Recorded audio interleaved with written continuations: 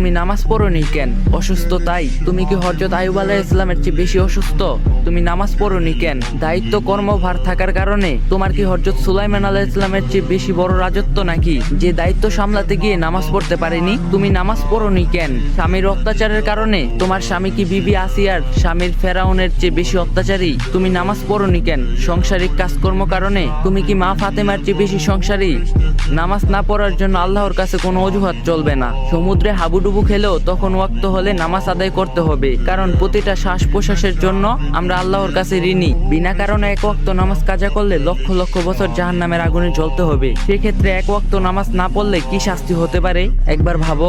দুনিয়ার আগুনের চেয়ে 70 গুণ জাহান্নামের আগুনের থেকে যদি বাঁচতে চাও, নামাজ কখনো অবহেলা করো না। আল্লাহ তাআলা আমাদের সবাইকে নিয়মিত 5 ওয়াক্ত নামাজ পড়ার তৌফিক দান করুক, আমিন। যদি ভিডিওটা ভালো লাগে একটা লাইক দেওয়া যাবেন, আর কপি লিংক আর শেয়ার করে দিবেন।